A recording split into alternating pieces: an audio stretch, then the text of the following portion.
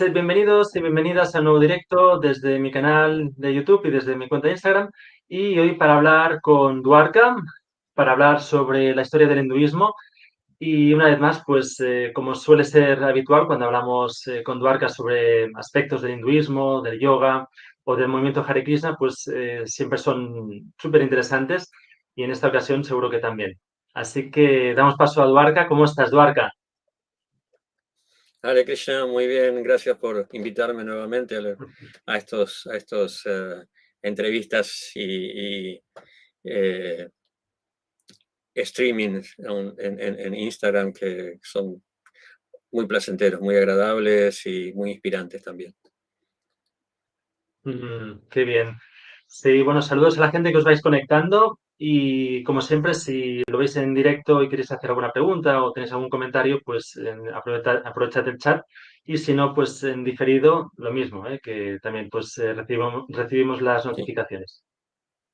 Pues bueno, hoy, como digo, pues para hablar sobre la historia del hinduismo, empezamos una serie que no sabemos exactamente cuánto tiempo nos llevará, pero pues esto, la idea es hacer algún directo más para profundizar en las etapas y profundizar también en la cuestión pues, de lo que es el hinduismo, que es un vocablo, como hemos estado hablando en otros directos, pues es un vocablo muy, digamos, muy inexacto y aglutina toda una serie de tradiciones y en fin, de maneras de entender de la vida y de vivirla y bajo un mismo paraguas que no siempre es acertado. ¿No, Duarca? ¿Cómo lo ves tú? ¿Cómo lo dirías? sí, a ver, la historia del hinduismo siempre se ha estudiado y construido en base a la visión de personas extrañas o personas extranjeras, Mm, personas que han entrado en la India principalmente como invasores, eh, persas, griegos, turcos, mongoles, europeos, y todos han construido su interpretación de la India, ¿no? De su comprensión de lo que estaban percibiendo, de lo que estaban viendo, que no es muy fácil. Eh, lo que nos llega a nosotros en Occidente principalmente es la visión de la época colonial, de los alemanes, de los holandeses, de los franceses, de los ingleses principalmente, de los portugueses. Y, y bueno, eso está mezclado con muchísimos prejuicios. No es mm, la misma visión que se ha tenido, por ejemplo, en el estudio del Egipto antiguo o de Sumeria, que la visión que se ha tenido con la cultura de la India. Porque claro. analizar una cultura que está muerta no representa ninguna amenaza, ningún peligro, Mm, especialmente en la época colonial, que predominaba un eurocentrismo muy fuerte, una sensación de superioridad, eh, y el hecho de ver, por ejemplo, a los griegos como la cuna de esa civilización, o ir un poco más mm, atrás y ver a los sumerios como los eh, primeros pues, en desarrollar una escritura o leyes, no había mucho problema. Pero encontrarse con una cultura viva no, que podía ser una amenaza o algo que desestabilizara las creencias predominantes en no. Europa, ha hecho que surgieran muchísimos prejuicios, ¿no? Por ejemplo, a ver, para No. dar un ejemplo muy simple, el diccionario de sánscrito más reconocido, más importante, es el escenario de Monier Williams, un Sí. académico de Oxford que Mm, eh, estaba empleado en una cátedra de Oxford que había fundado un militar que había estado en la India, creo que era un coronel, Boden o algo así. Y él fue el primer profesor de sánscrito. Entonces, cuando hizo el diccionario, estaba un poco comprometido con su puesto, con su trabajo, no solamente con su cultura. Así que en la introducción del diccionario, él explicaba, ¿no? Él, o sea, hacía la pregunta de cuál era la necesidad de hacer semejante diccionario de sánscrito, ¿para qué? Y bueno, la claro. conclusión propia era que era para poder rebatir todas las creencias y escrituras hindúes. Lo mismo, Wow. o sea, si vamos analizando distintos indólogos como Max Müller, ¿no? Las cartas de Max Müller están Sí. repletas de ideas eurocentristas, supremacistas, racistas, eh, Ujú. porque, no, por ejemplo, yo recuerdo, ahora me viene a la mente una de las cartas que decía que cuando los soldados de la cruz tiren abajo las murallas del hinduismo y cosas por el estilo, ¿no? Cosas que le escribía, por ejemplo, a Ujú. su esposa. Entonces, Sí. encontramos mucho prejuicio y, bueno, esos fueron las piedras fundamentales que construyeron la versión que nosotros conocemos en Occidente de la cultura de la India o del hinduismo. Ujú. Sí. Eh, y ahí se mezclaba, por un lado, la admiración del desarrollo de esa cultura, de las escrituras, de los conceptos, del sánscrito, de las ideas filosóficas, y por otro lado, el rechazo o el resistirse a que Sí.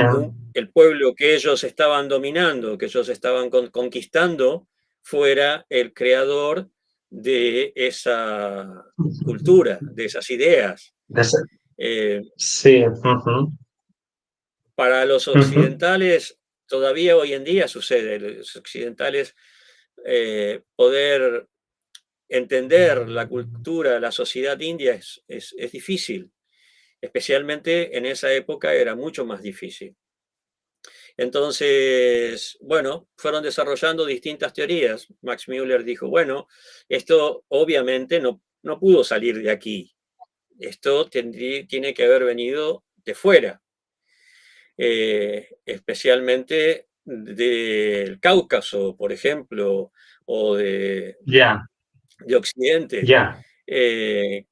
Y desarrolló esa teoría en base a sus estudios lingüísticos, desarrolló esa teoría de la invasión aria, que fue aceptada Ajá. inmediatamente, que nunca se cuestionó mucho, hasta la década del 70, más o menos, 80, que Sí, comenzaron a haber sí, estudios sí, un poco más imparciales. sí. Y bueno, hoy en día son teorías muy discutidas. Si hubo una invasión aria o si hubo una inmigración aria o si hubo una entrada aria o no. En Mm. fin, es el, Sí, es el problema estaba. de entender la historia de la India. Ya de entrada tenemos ese inconveniente. Sí, dime. Sí, buenísima, buenísima explicación. Y bueno, por un lado estaba pensando, pues, por ejemplo, en mi maestro Raymond Panikkar, eh, reconocido internacionalmente, pues, por ser uno de los precursores del diálogo interreligioso o del encuentro ecuménico, etcétera, ¿no? Entre tradiciones, entre pueblos. Y no solo un encuentro en el sentido, pues, para decirlo así, pues, de querer cambiar al otro, ¿no? O sea, de hacer algún tipo de apología y, por lo tanto, pues, de ganas de que tú te conviertas a mi religión, o etcétera, sino que iba más allá y decía, no, no, un encuentro ecuménico para podernos reconocer el mismo derecho, ¿no? Es decir, de la misma forma que, por ejemplo, pues a nivel económico o a nivel político, pues a partir de la Segunda Guerra Mundial se empieza a dar pues de forma ya más transversal lo que es los movimientos migratorios, recordemos con la descolonización, etcétera, pues dice, pues de la misma forma que esto estuvo sucediendo en un sentido, pues esto, político, económico, pues hagamos lo mismo en un sentido también metafísico y espiritual. Y me acuerdo que él justamente hablaba de la gran resistencia que encontró en la academia y en la gran resistencia que encontró pues a nivel también pues él fue pues fue asesor del Papa, por ejemplo, de Juan Pablo II, si no recuerdo mal. Fue, es decir, estuvo dentro de lo que fue pues de lo que es la Iglesia y de alguna forma estuvo abriendo con mucha dificultad, pero aún así encontraba pues mucho rechazo o mucha digamos, animadversión, ¿no? Pero precisamente eh, es como, es como muy curioso, ¿no? Que por otro lado, toda esta, digamos, aparente animadversión en un sentido, pues no sé si cultural o metafísico o así, en otro sentido, en un sentido, pues a partir del yoga o a través de querer calmar la mente, ¿no? Algo también muy, digamos, muy también occidental, ¿no? Pero por otro lado, pues como que lo vamos a reconocer en Oriente, y son prácticas que se han ido extendiendo y se han ido quedando dentro del panorama occidental de una forma plena. Y esto también es como muy curioso, ¿no? Sí, son etapas, o sea, hay momentos que tienen que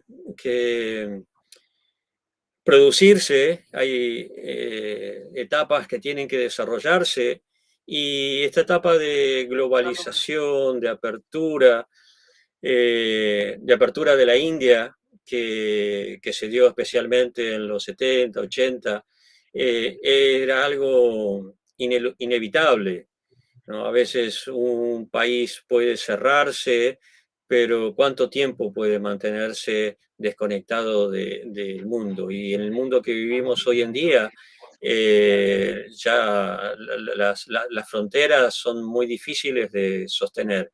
Solamente hay unos pocos países que pueden o que se siguen manteniendo aislados, pero culturalmente la India siempre ha exportado cultura.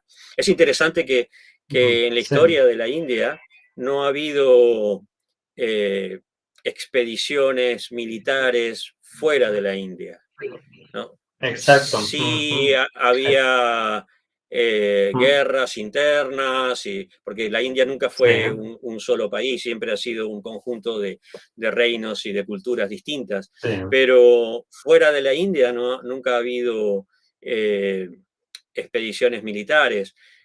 Sí había expansión cultural. Desde hace cientos y miles de años siempre ha habido expansión cultural.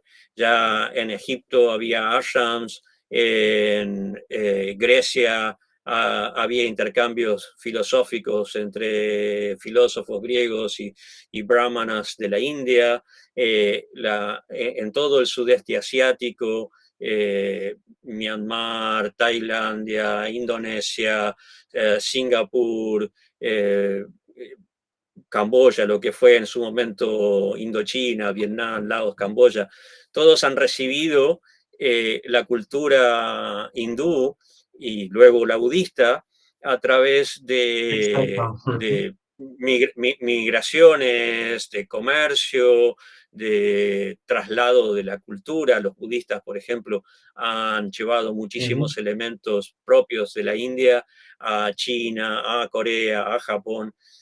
Y esa ha sido la forma natural de la expansión cultural bueno, hoy vemos tan patentemente a través del yoga, por ejemplo, pero Sí. la difusión de esta cultura nunca ha sido de una forma forzada o agresiva, siempre ha sido algo Muy que natural, había ¿no?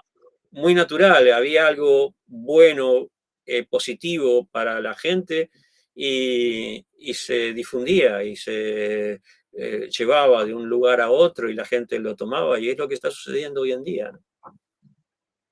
Claro, sí, y a todo esto también, ¿no? La importancia que también han tenido los estudios de grandes indólogos como Heinrich Zimmer o Mircea Eliade, René Guénon. Encontramos, yo qué sé, pues más actuales, Gavin Flood, perdón. Luego tenemos a Doninger, Doninger. Sí. Tenemos a los franceses también, ¿no? A Louis Dumont. Es decir, son como nombres así que son dispares, es decir, que bueno, es como que abarca un periodo muy amplio, pero que ponen de manifiesto ya una riqueza y una relevancia de lo que es el hinduismo, más allá de lo formal o más allá de lo doctrinario en cuanto a pugna, a lucha, sino que ponen de manifiesto algo que es como una tradición perenne, ¿no? Y por lo tanto hacen ampliar mucho el espectro mental de Occidente.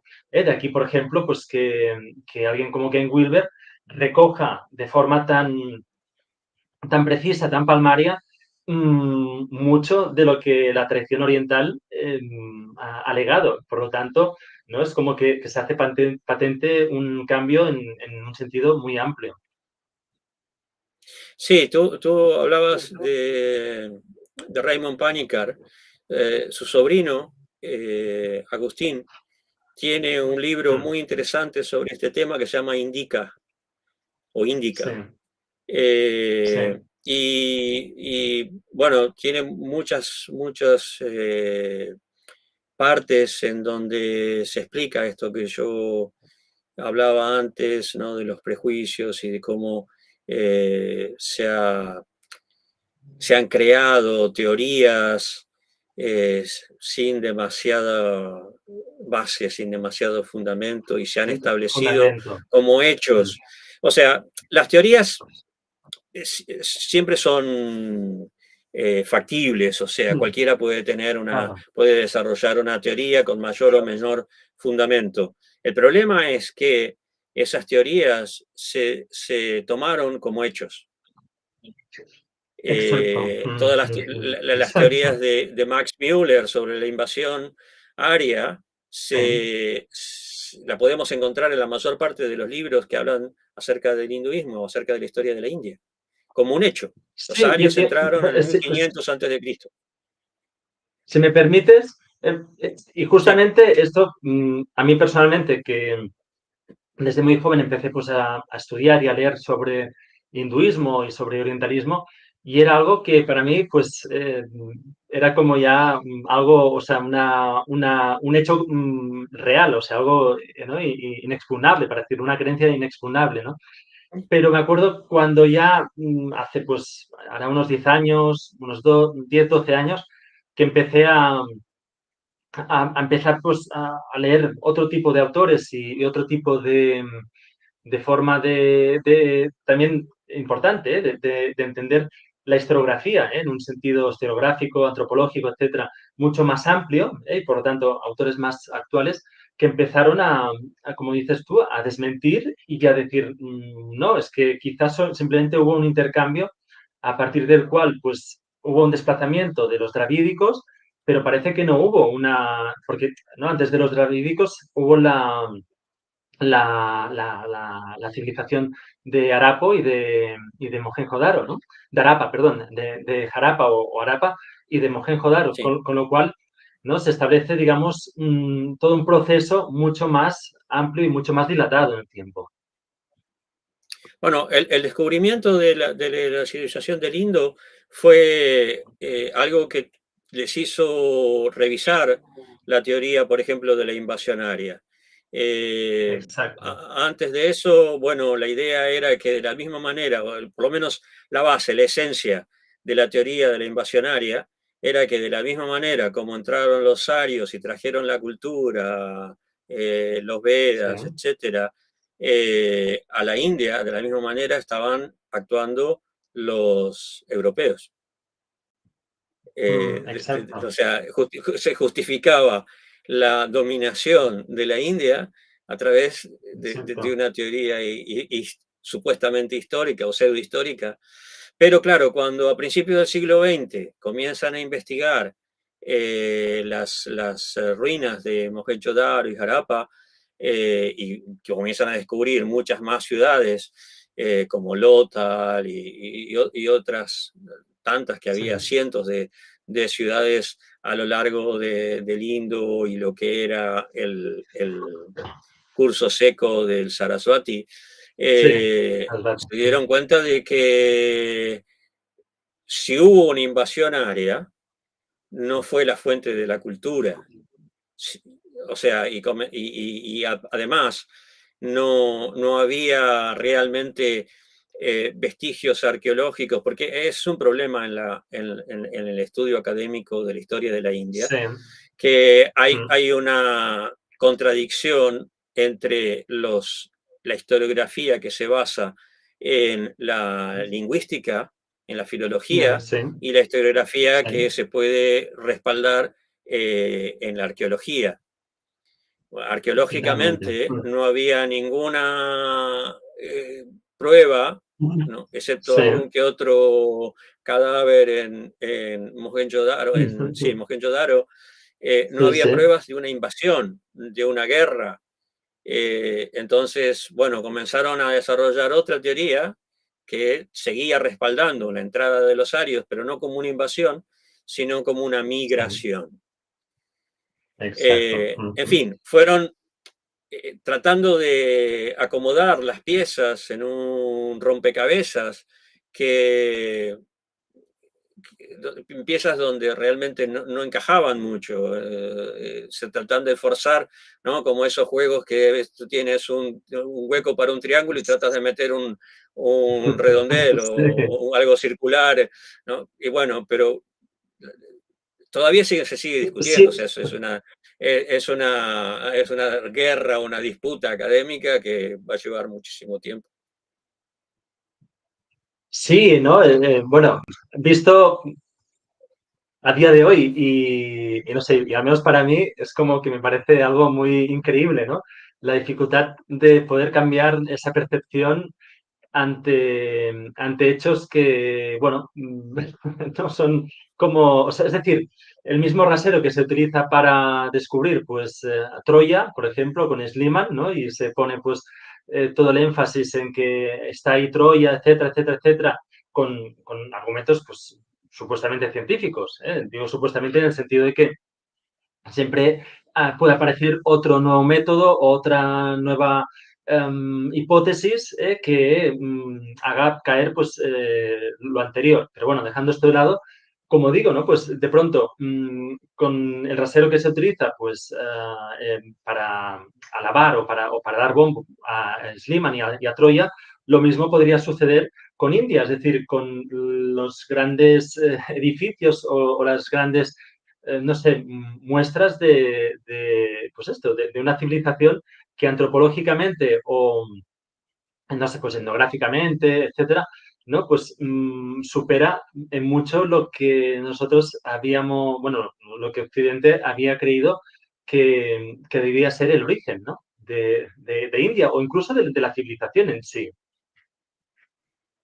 Sí, por ejemplo, si tú analizas las ruinas, los vestigios de la cultura del Indo, es, es increíble, o sea, es sorprendente el desarrollo arquitectónico, el desarrollo urbanístico, el desarrollo social que había. O sea, si algún día se logra traducir la escritura de la cultura del Indo, va a ser una revolución, porque, Mm, bueno, va a dar muchas pistas de cuál es el origen o cuál es la relación que pasó con ese sí, pueblo, dónde se fue, si realmente se trasladaron y se establecieron en otros lugares de la India, sí, si se trasladaron al sur, si son los pueblos drávidas que se alejaron de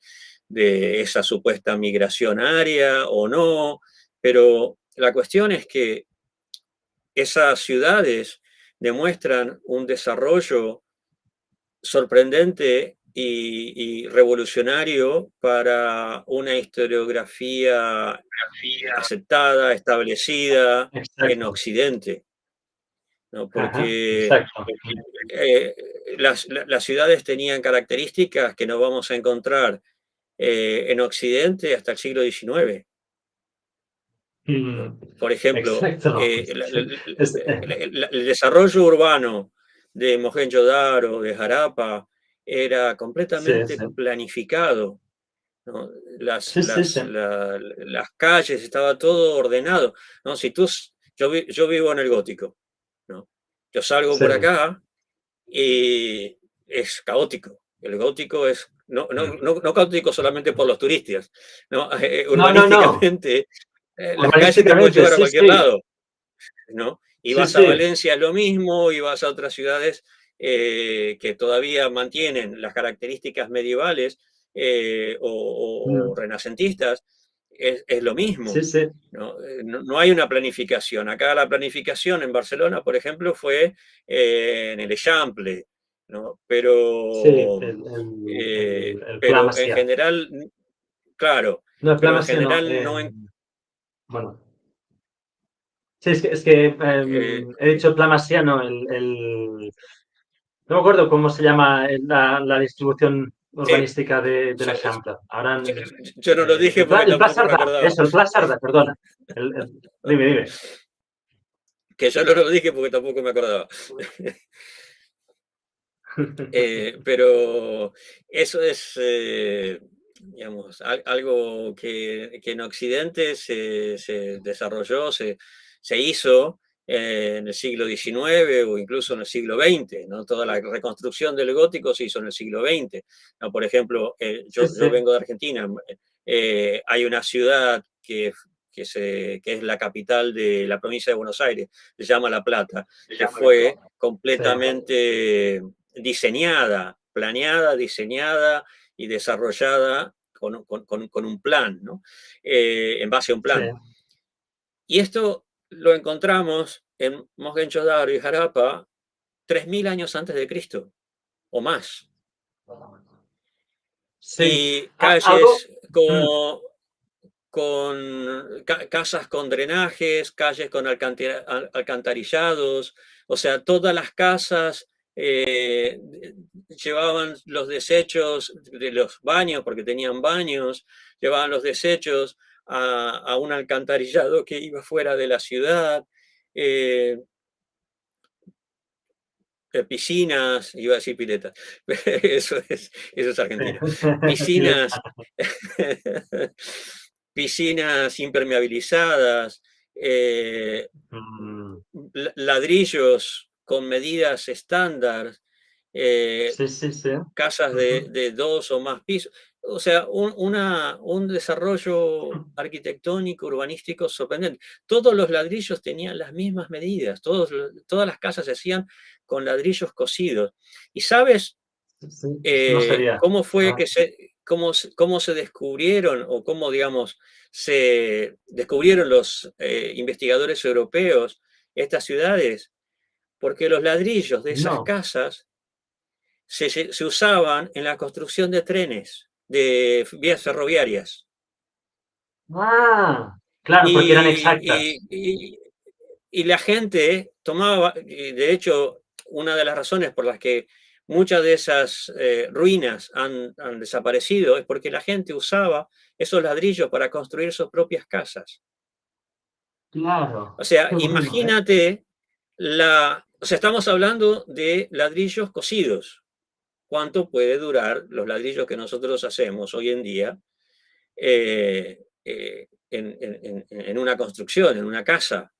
No estamos hablando de más de 4.000 o 5.000 años atrás, materiales que todavía eran útiles, porque todavía son útiles. O sea, Y que la hay un referencia, desarrollo impresionante. sí, y que la referencia que tenemos más cercana es la de justamente la de la ciudad romana, es decir, que se hacía en base pues al eje de dos calles principales que era el Decumanus y el Cardo Maximus. Es decir, en Sí. ese punto central, o a partir de ese punto central, se abría lo que es la ciudad romana, ¿no? Y que esto a la vez también tiene un gran simbolismo metafísico, como por ejemplo, pues René Guénon habla también en símbolos fundamentales de la ciencia sagrada, que hace alusión precisamente pues, a que de alguna forma todavía seguían hacía alusión justamente pues, a la tradición hindú de que las ciudades hindúes seguían el mismo principio digamos, de orden y que los romanos, pues, aunque no supieran exactamente por qué, pues hacían uso, digamos, del mismo principio a partir del cual del centro pues se expande, se irradia la unidad, ¿no? Y también interesante esto de los augures, ¿no? Que dejaban volar, si no recuerdo mal, dejaban volar el ave y hacia donde se dirigía el ave era como que, no sé si era que abrían la puerta principal o no sé exactamente, pero bueno, esto también tenía relevancia en ese momento. En general en la India se desarrolló un sistema en base al conocimiento védico, una ciencia, podríamos decir, o una técnica basada en lo que se llama el Sthapatya Veda, el conocimiento de Mm, la arquitectura.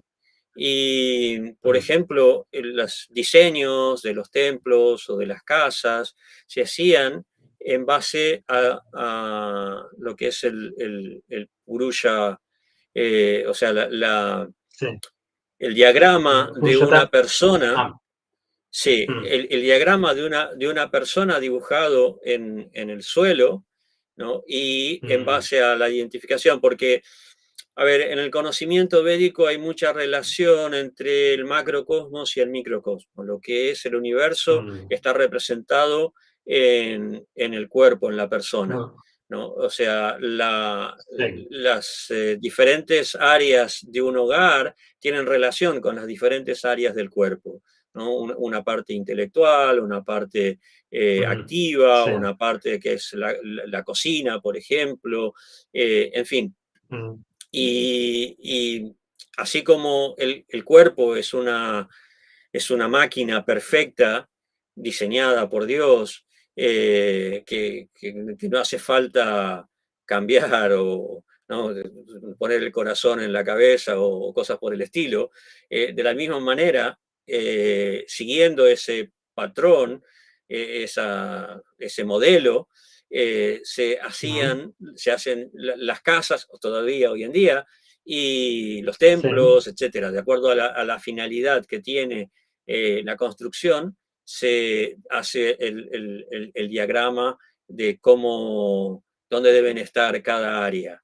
Entonces, bueno, lo vemos que también se desarrolló en China, en diferentes culturas Sí, a han través del tenido en Feng Shui. cuenta esto, claro, han tenido en Feng cuenta esto Shui y, para que haya una buena vibración, una buena energía o eh, un buen equilibrio sí, en, sí. en el ambiente y en la atmósfera de la casa, ¿no?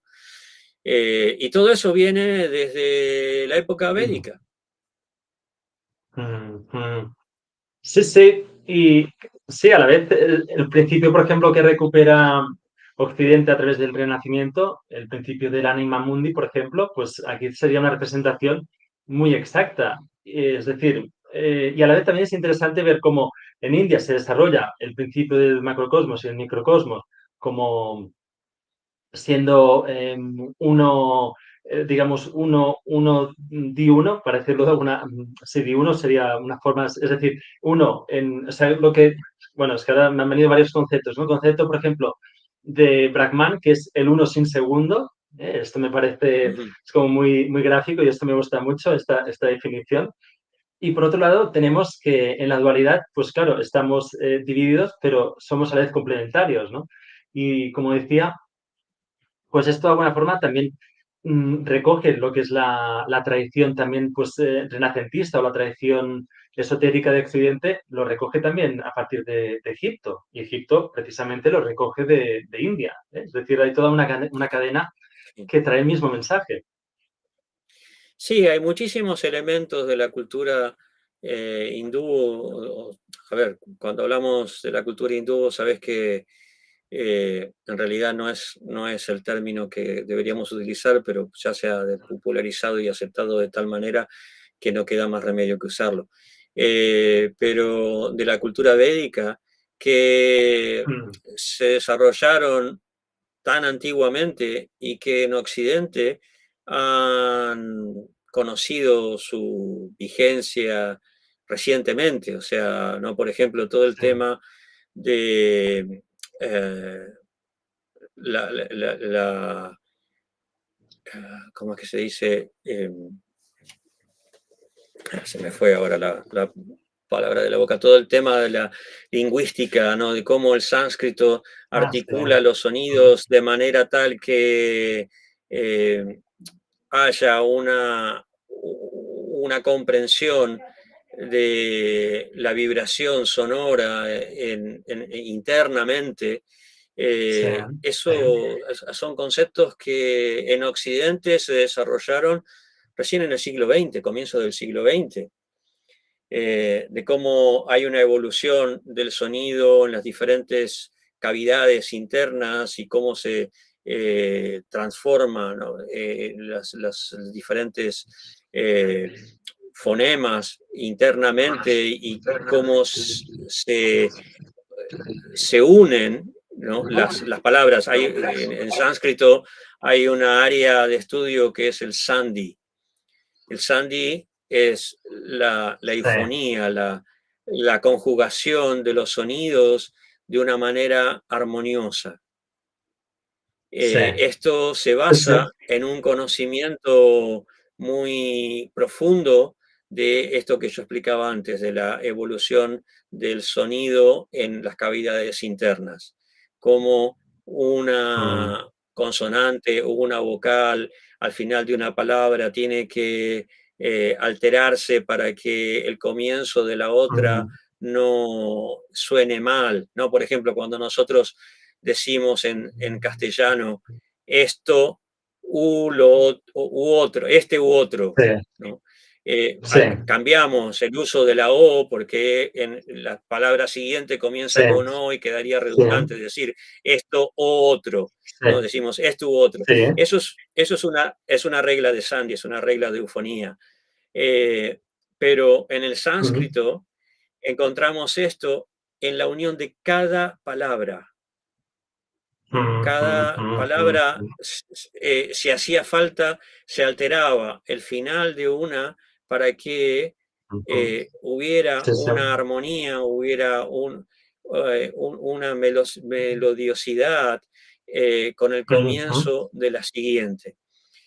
Y ese conocimiento en Occidente solo se desarrolló a principios del siglo XX.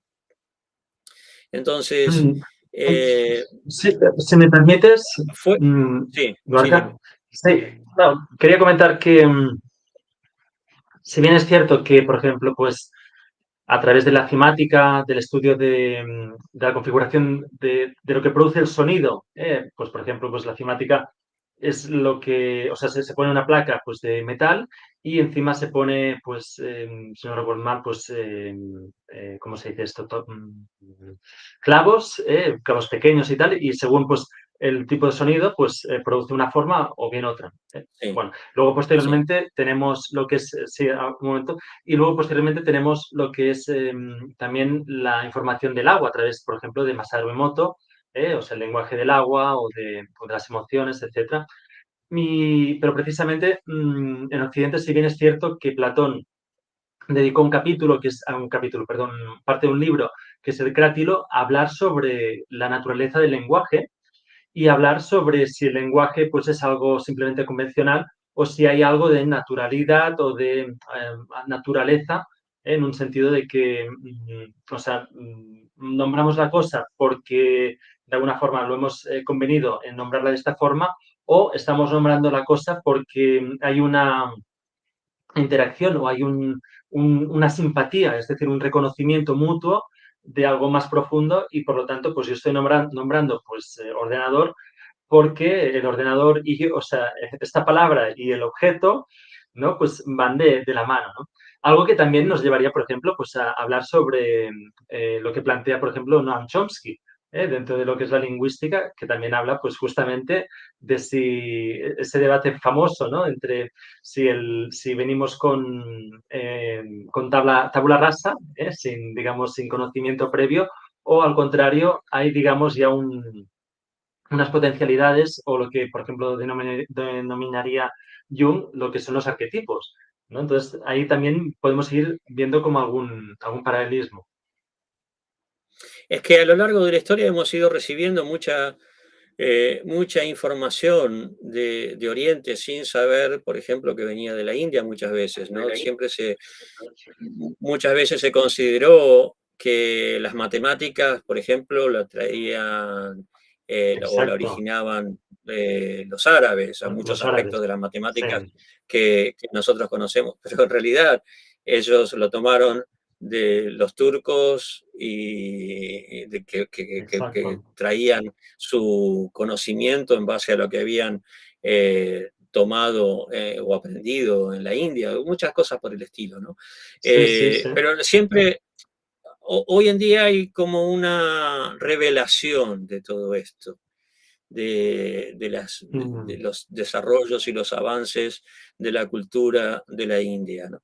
Eh, pero antiguamente, por lo menos hasta el siglo XIX o hasta el comienzo del siglo XX, se trató de menospreciar o mantener en un bajo perfil toda esta información, porque, como te decía antes, era una cultura viva que representaba una amenaza y muchas veces era inaceptable que un pueblo que no se entendía y que estaba dominado y que mm, parecía primitivo y que no se comprendían mucho sus sí, formas sí. de actuar, esos valores, etcétera, eh, no podía ser la fuente de ese conocimiento. Costó mucho que los académicos asimilaran y apreciaran escrituras como las Upanishad o como los Vedas. Mm, Incluso esas sí, escrituras se veían como propias de un pueblo que ya no estaba, que sí, ujú, por ejemplo, muchas veces son cosas que yo he leído y he escuchado en la universidad, ¿no? Que el hinduismo en realidad nace después del budismo, en el sentido de que ujú, sí, el es hinduismo cierto. o la cultura védica se vio tan afectada por la Sí, influencia del budismo que el budismo. recién ahí nace. Mm, Y en realidad, cuando hablamos de sí, hinduismo, no podemos hablar de no solo de una religión, porque son muchas, sino de una cultura uniforme. exacto. Lo que nosotros llamamos hinduismo hoy en día es el resultado de un desarrollo ininterrumpido a lo largo de miles de años. No podemos cortar, por ejemplo, la Mm, relación de la cultura del Indo con lo que vino después.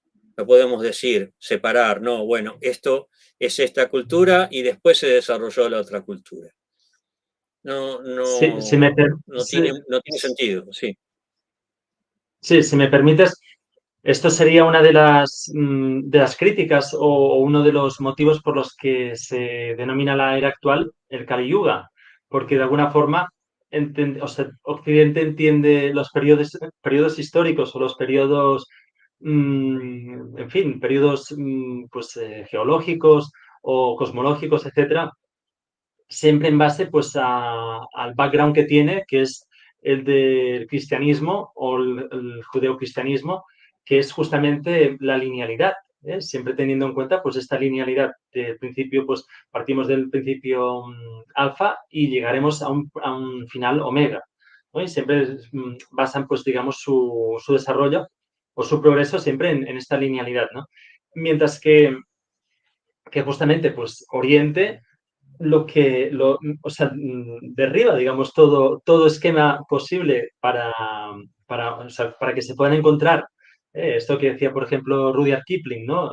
La imposibilidad de que se encuentre Oriente y Occidente precisamente por el hecho de que son hay conceptos, perdón, totalmente antagónicos, ya que conllevan, pues, la renuncia de uno del otro. Es decir, y esto es lo que Claro. justamente hablaba, por ejemplo, Raymond Panikkar cuando decía que se hiciera una equivalencia homeomórfica, es decir, más allá del simple hecho de tú y yo, sino que construyamos algo, digamos, que pueda ser, pues, de sostén común, por ejemplo, ¿no? Sí, sí, hay un desarrollo cultural muy, muy diferente, ¿no? Y eso ha condicionado mucho la comprensión del otro.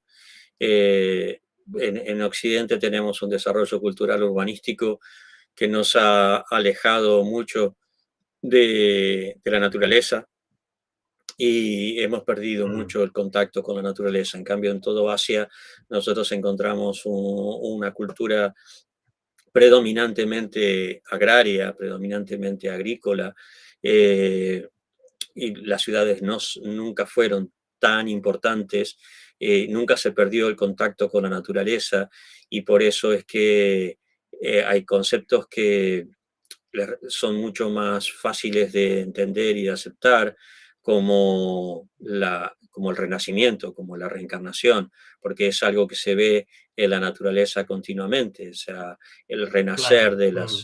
de las plantas cada año, eh, el, el- el- el- el círculo, el ciclo de la vida repitiéndose una y Mm, otra vez y otra vez y otra vez, eh, son ideas que encuentran un terreno fértil en culturas en las que hay un entorno, hay un contacto con ese repetirse, con ese ciclo interminable de la vida en el que se produce en la claro, naturaleza. Eh, en claro.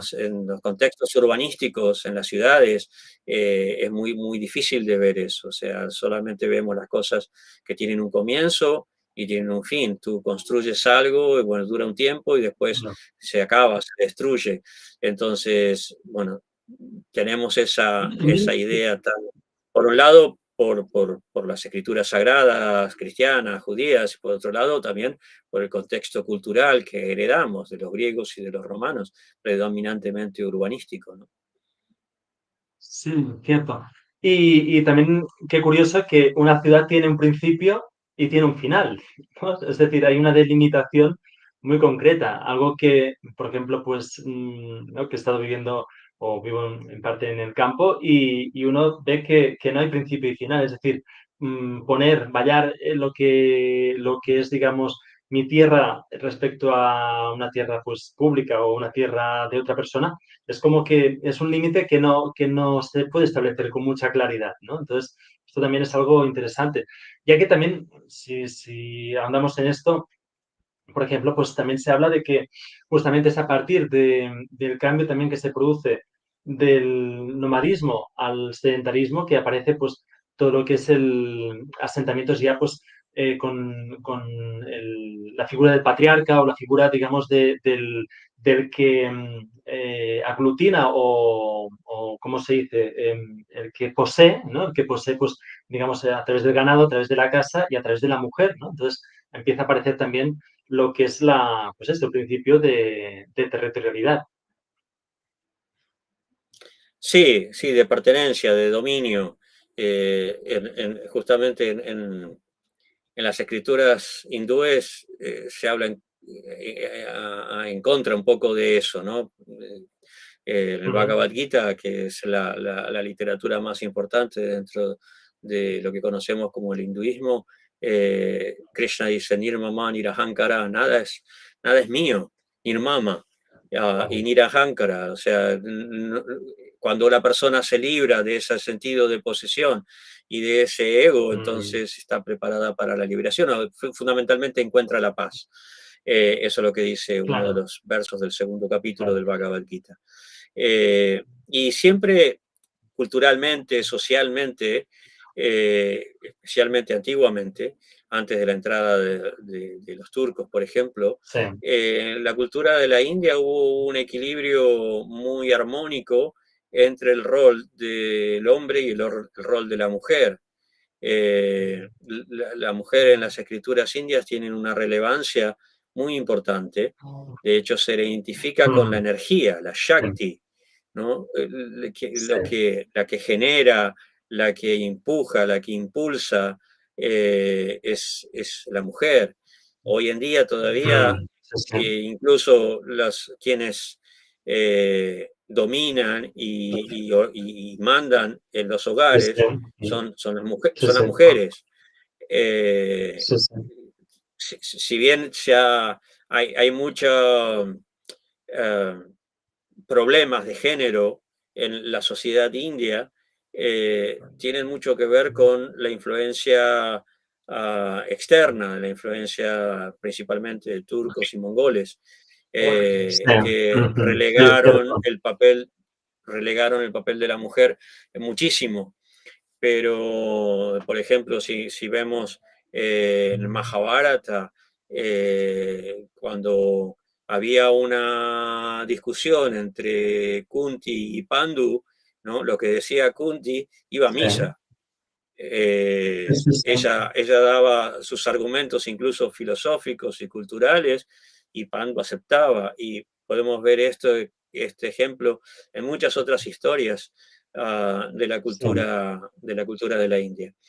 Entonces, bueno, hay un equilibrio.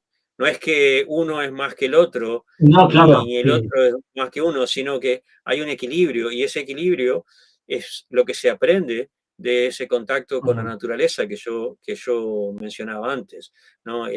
La relación entre el macrocosmos y el microcosmos, cómo estamos en una simbiosis con la naturaleza que tenemos que entender, que tenemos que respetar y que tenemos que asimilar, ¿no? Todo el concepto, esto ya lo hemos hablado antes, el concepto de Rita, el concepto del equilibrio natural del cosmos y exacto. cómo nosotros formamos parte de ese equilibrio, formamos parte de ese Desequilibrio. cosmos y tenemos que vivir de acuerdo a ese equilibrio, ¿no? Y bueno, de ahí surge la idea de karma, de dharma, etcétera, ¿no? Principios fundamentales. El concepto de ahimsa, el concepto de no Mm. violencia, son importantísimos dentro de la cultura del hinduismo. Y eso es el contacto del ser humano con la naturaleza. Sí, bueno, como siempre, realmente hablar de, como has dicho tú, de hinduismo, es decir, o de Sanatana Dharma o de cultura védica, bueno, es hablar de, es profundizar o es, ¿cómo decirse? Es eh, zambullirse, es zambullirse en lo más primigenio.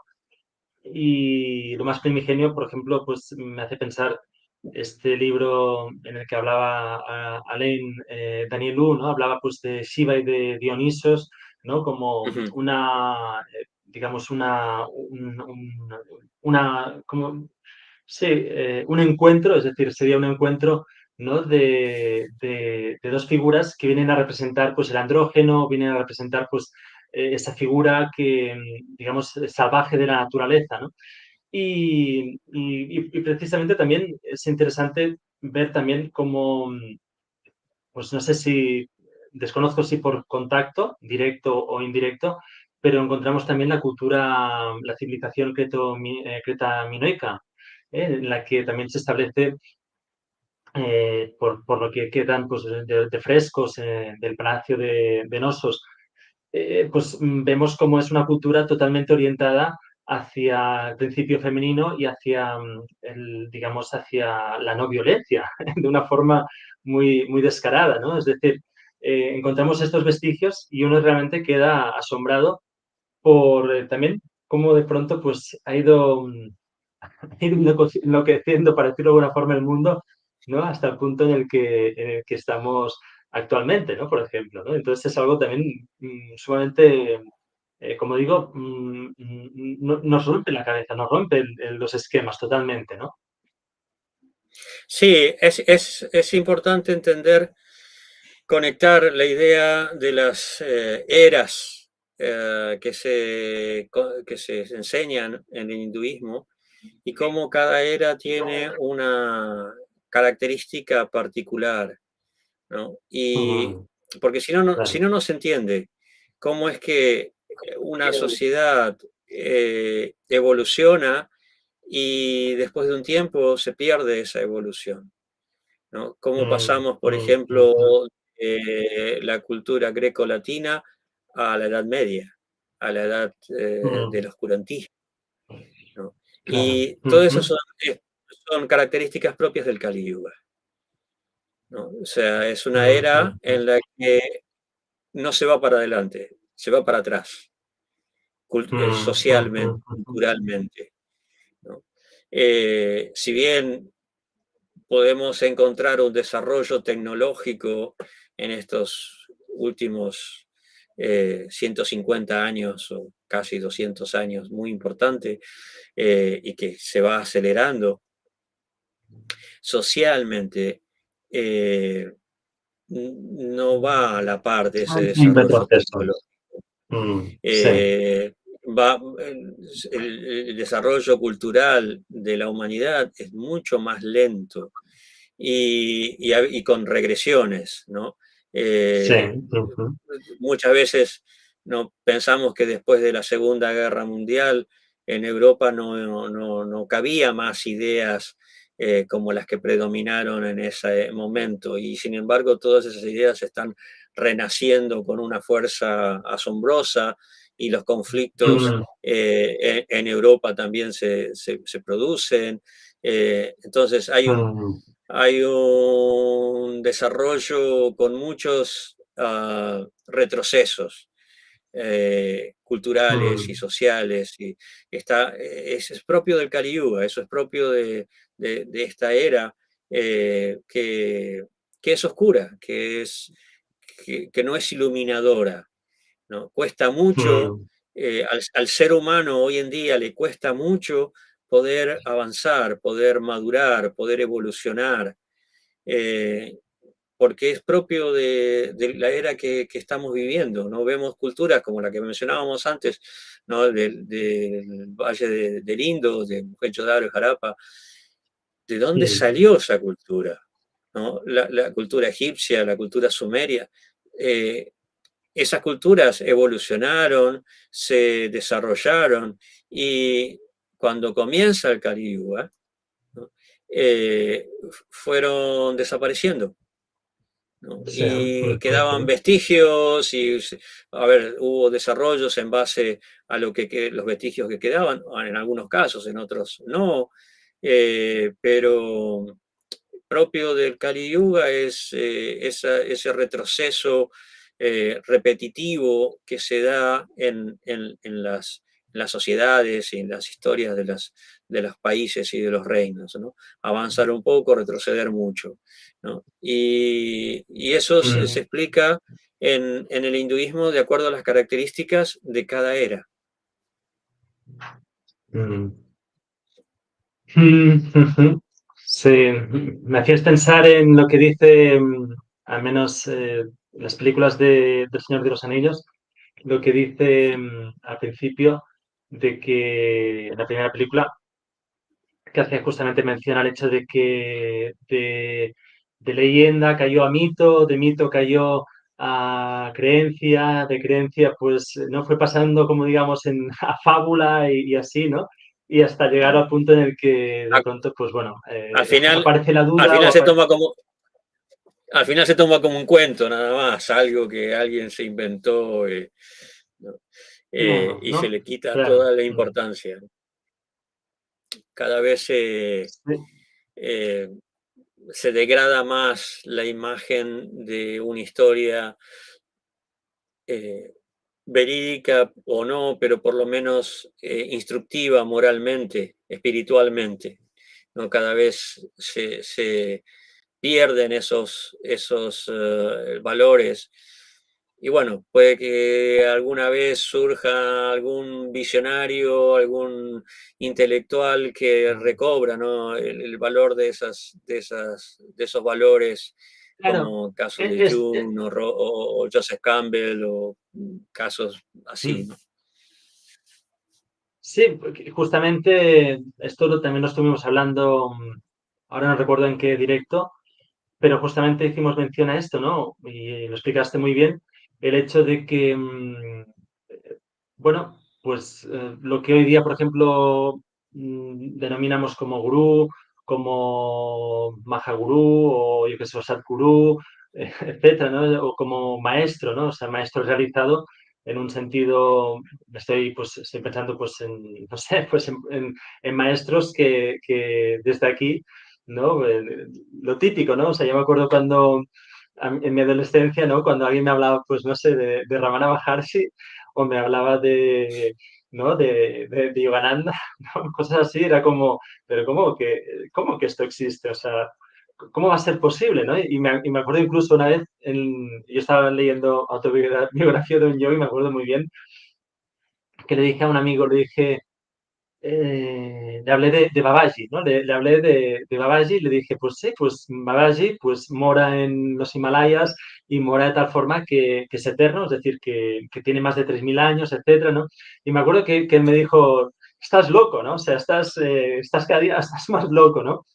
Y explico esto porque, claro, justamente de pronto o sea, o sea, nos llegan ecos, ¿no? O sea, nos llegan como resonancias o reminiscencias, pero como esto, pues como hablamos en algún directo anterior, pues justamente en una cultura realmente espiritualizada o ¿no? en un plano realmente espiritualizado de Satya Yuga, pues justamente estamos, o sea, esto es, digamos, algo que no es una excepción, sino que es algo en lo que simplemente pues moras o resides de una forma absolutamente orgánica, ¿no? Y entonces esto también es algo que de pronto nos llegan como, las sensaciones como que nos llegan migajas, ¿no? De fragmentos, ¿no? De estas enseñanzas que son enseñanzas totalmente atemporales y totalmente espaciales.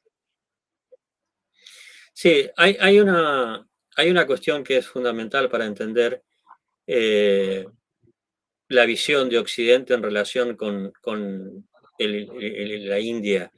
Eh, es la diferencia de enfoque, la diferencia de interés eh, en muchos aspectos, ¿no? Por ejemplo, la importancia que se da en Occidente a la historia, a las pruebas, a la demostración de los hechos, y la indiferencia que siempre ha existido en la India en relación con el nombre, con el ego, con la establecerse como el primero, por ejemplo, ¿no? El más antiguo.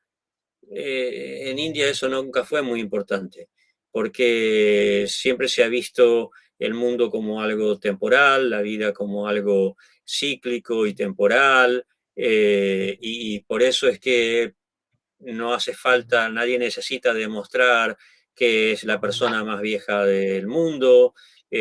¿No? Por ejemplo, yo muchas veces veo que ¿no? el hombre o la mujer más viejo del mundo tiene, no sé, 114 años.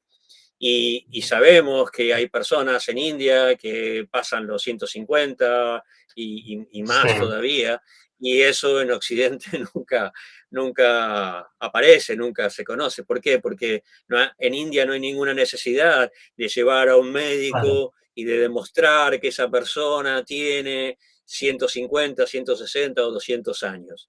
No, claro. no interesa eso. No interesa títulos, ¿no? Cuando Gandhi viajó al Palacio de Buckingham Sí, con sus ropas típicas, sí. tradicionales, súper simples y renunciadas, no se podía entender cómo esta persona insignificante aparentemente por su forma de vestirse tenía tanto poder que podía expulsar a los Ese porte, ingleses de ¿no? la India. O sea, hay cosas, no, la historiografía de la India, a los indios nunca les interesó los hechos, ¿no? Señalar un hecho histórico con tanta énfasis como sucede en Occidente. ¿Por qué? Porque las cosas se repiten, porque hay eras, la vida es cíclica y como decimos, ¿no? No hay nada nuevo bajo el sol. Nosotros lo decimos, es un dicho popular, de sabiduría popular que repetimos, pero que no realizamos. En la India, ¿no? En la cultura, en la historia de la India, es algo que está plenamente realizado. ¿No? No hay nada nuevo bajo el sol, yo no inventé nada, ¿no? Simplemente estoy recibiendo algo que ya estaba y que me es dado y que puedo aprovechar y que puedo transmitir. Entonces, hay otra forma de enfocar el mundo, de enfocar la vida, que hace que no haga falta demostrar, ni probar, ni justificar. Y entonces, todos esos hechos en Occidente y en el mundo en general pasan desapercibidos, a menos que causen una conmoción, como el caso de Gandhi, pero pasan desapercibidos y ignorados. Bueno, es que de aquí yo creo que la frase atinada y claro, y como frase pues puede quedar solo como algo muy expuesto, muy susceptible de ser manoseado, pero la frase de Rudyard Kipling, ¿no? En la que dice que Occidente es Occidente y Oriente es Oriente y jamás se van a encontrar, ¿no? Y claro, uno Rudyard cuando se Kipling tenía pone un pues problema muy grande. ¿cómo, perdona? Tenía un problema muy grande. Rudyard Kipling tenía un problema muy grande y era un ejemplo de esa visión colonialista. Sí, claro, claro, sí, sí, sí. También es cierto, pero bueno, sí, volviendo a esto, es decir, sí, el colonialismo por un lado, pero es que esto sigue, o sea, digamos, la dirección por la que transcurre, por la que discurre Occidente es absolutamente, bueno, justamente es que hay algo interesante en esto, en la etimología. Occidente proviene de occir o quir en latín, que quiere decir muerte. Y esto también es algo que esto también como yo cuando lo reflexioné y lo investigué dije, wow, pero qué increíble, porque de alguna forma justamente Occidente es como que viene a aportar el apocalipsis. Y ya tenemos, por ejemplo, pues dos ejemplos, Primera y Segunda Guerra Mundial, y quizás estemos asistiendo al apocalipsis absoluto, ¿no? Es decir, ¿no? Es como muy curioso esto. No, esperemos que no, esperemos que no pase a mayores, ¿no? Porque como decía Einstein, no sé con qué armas van a librar la tercera guerra, pero la tercera guerra mundial, pero la cuarta va a ser con piedras y palos.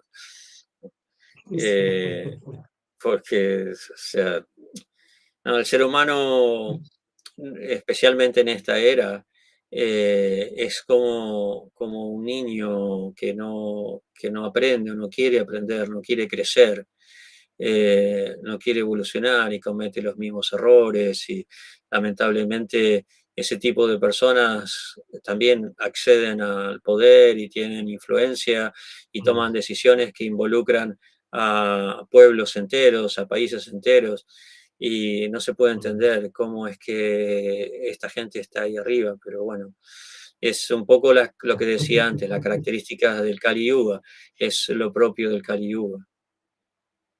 Mm. Bueno, Hay una escritura, una última cosita, hay una escritura muy, muy importante para mi tradición, que es el Bhagavad Purana, el Srimad Bhagavatam. ¿no? El Srimad Bhagavatam comienza con un ritual que estaban realizando cientos de sabios para poder detener el efecto negativo, la influencia negativa del Kali Yuga, porque eso fue después después de la batalla de Kurukshetra, que marca el inicio del Kali Yuga. Entonces, todos estos sabios, liderados por Sutta Goswami, Yauna Rishi, se reúnen para, para realizar este sacrificio, pero debido a la influencia del Kali Yuga ya no podían realizar ese ritual, no tenía efecto. Ya, no tenía efecto. Los mantras que ellos cantaban no producían el Sí, efecto deseado. Estaban queriendo realizar un fuego de sacrificio y dice el Bhagavatam, nos estamos llenando de humo, ¿no? Porque no sí, sí, pasaba sí, sí, nada. sí. Entonces llega Sutta Goswami y le piden a él que por favor les diga cuál es el medio, la forma de contrarrestar el efecto negativo del Kali Yuga. Sí. Entonces él recita el Bhagavad Purana, ¿no? Y dice Wow. ahí que después de la partida del Señor Krishna de este mundo, la luz o la sabiduría, la iluminación, todo lo bueno que necesita la humanidad está en esa escritura o en todas las escrituras que hablan acerca de Dios, acerca del Señor. Y bueno, eso es la luz que al menos a mí me ha guiado a lo largo de mi vida y me ha ayudado a crecer como persona. Mm. Sí, me has hecho pensar en el documental de Pan Nalin de Ayurveda, el arte o la ciencia de la vida, y me has hecho pensar que en este documental, justamente, no recuerdo en qué minuto y en qué momento, pero fue algo que me impactó muchísimo, hace años que lo vi, y dice que, pues hace, pues no me acuerdo, pues 3000 años, una cosa así, ya se reunieron, según qué escritura, pues ya se reunieron una serie de sabios, de sadhus, y ya preveyeron que, o sea, cómo sería el desarrollo de la humanidad durante la era del Kali Yuga y cómo poder prevenirla. Me acuerdo que ya hablaba o sea, en este documental, ya se hablaba de esto, de unos 3000 años, una cosa así, debería de buscarlo con exactitud, lo haré, pero esto, ¿no? Entonces esto ya me impresionó porque es como realmente, como has definido tú muy bien, ¿no? Estamos aquí de paso o sea, el infinito está a cada momento, ¿no? Como decía William Blake. Sí, esa es la característica de los sabios, que ellos buscan el bienestar de la humanidad, ¿no? A diferencia de muchos gobernantes, la persona que realmente tiene conocimiento no corta la rama donde está sentado, no serrucha Claro. el sostén que es el ser humano, que es la humanidad. Busca. Por eso es que Sócrates o Platón, en la boca de Sócrates, buscaba el gobierno de los sabios, ¿no? Claro, Pero claro. bueno, eso es un poco utópico. Bueno, Duarca, yo no sé, ha sido una introducción. Si acaso ya para el próximo día pues entramos ya con más detalles sobre las etapas y Con más tal, datos, pero ¿cómo, perdón? con más datos concretos, Con más datos. Sí. con una Bueno, línea estimativa. exacto, exacto. Bueno, gracias, maestro Duarcaji, Gracias a ti. y hasta la próxima. Vamos a seguir. Y bueno, gracias a la gente que os habéis conectado, que algunas personas habéis estado todo el directo y bueno, y a las que lo veáis en diferido también. Gracias. Un saludo.